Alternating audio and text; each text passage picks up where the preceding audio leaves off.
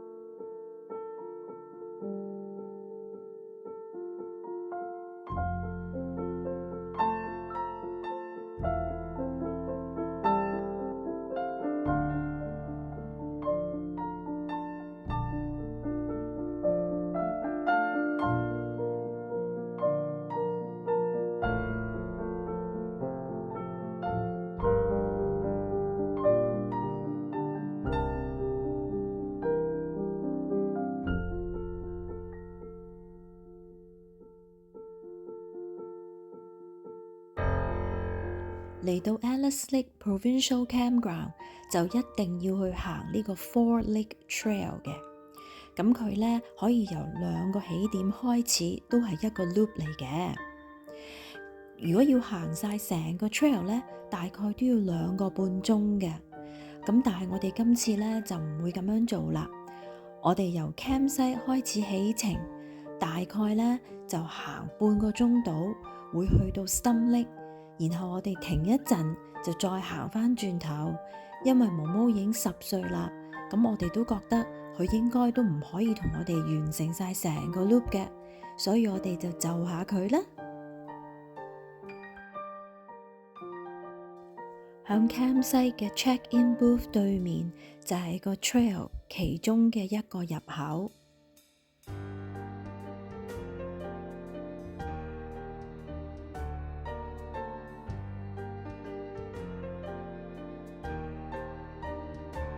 Alice Lake Provincial Campground 其中一個最吸引我嘅地方就係呢啲好高好高嘅樹啦，周圍都係嘅。Mocha 成日都鍾意行第一嘅，所以久唔久我哋要提醒佢 slow down。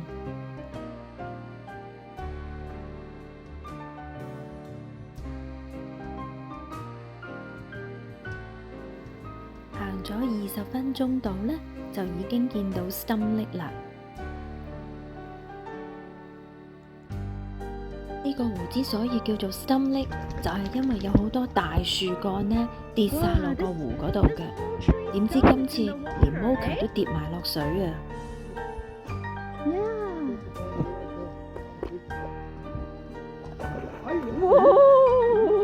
！Come back! It's okay, Mocha. It's okay. 過咗 Stump Lake 冇幾耐呢，就有呢條嘅 hidden path， 係我哋成日呢都會揾返，然後呢就行去嗰條河嗰度，會望見好遠嗰啲雪山景嘅。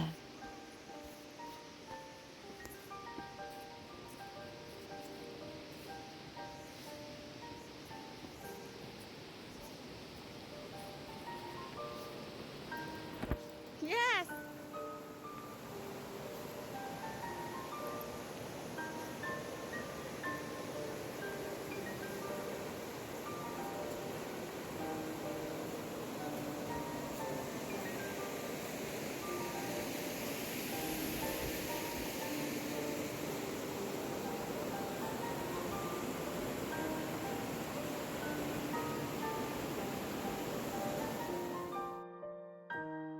我哋走嗰陣時 Mocha 仲表演跳高俾我哋睇啊！佢都幾犀利㗎，以佢10歲嚟講。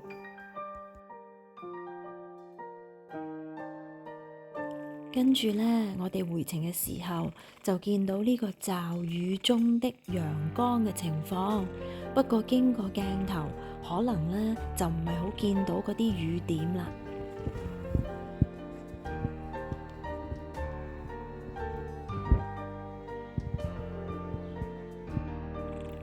呢度呢係 Alice Lake 嘅另外一個 parking lot， 望出去嘅湖景。嗰度呢仲有啲 swimming dock， 同埋呢有個沙灘，仲有啲可以 picnic 嘅地方啦。而響 picnic 地方嘅右手邊呢，就係有另外一個 trail 係圍住 Alice Lake 可以行一次嘅。不過嗰個 trail 呢就唔可以俾狗入去嘅。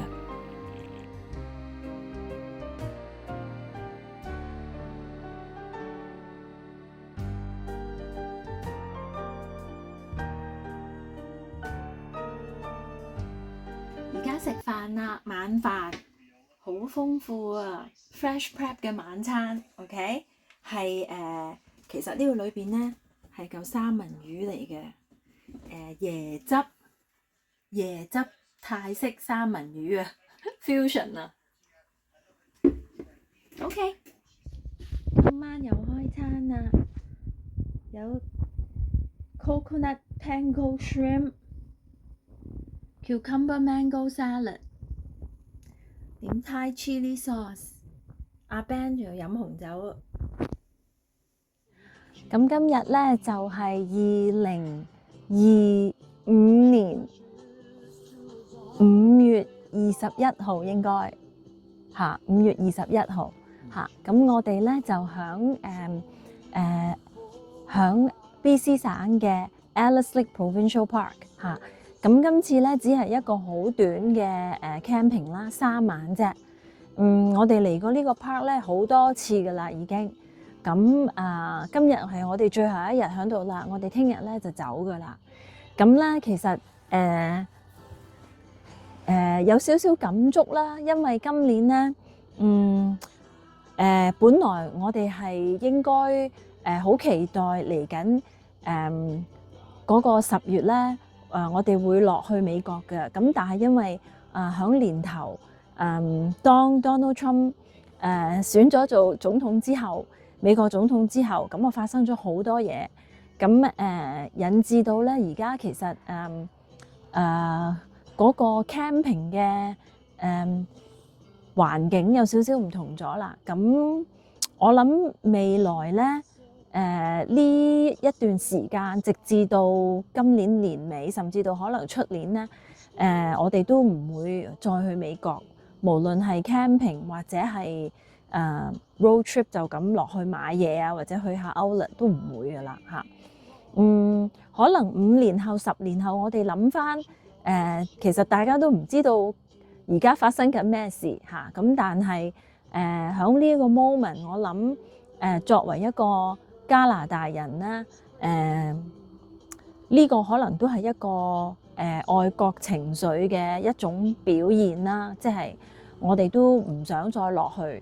咁而另外一樣嘢就係由於咧少咗咁多人會落去美國，變咗咧嚟緊，我諗呢個 camping 嘅情況加拿大咧就會類似5年前咧COVID 嗰陣時咁樣嘅嚇。咁其實根據啲資料顯示咧，今年年頭由加拿大去美國嘅嗰個人數咧，都係喺過去自911以嚟咧第3次咧最低潮嘅。911係一次啦，因為當時亦都係一個喺一個好驚呢個恐怖分子嘅情況之下，好少人落去美國。咁第2次就係 COVID 啦，因為邊境係閂咗啦，亦都唔鼓勵人哋外遊啦。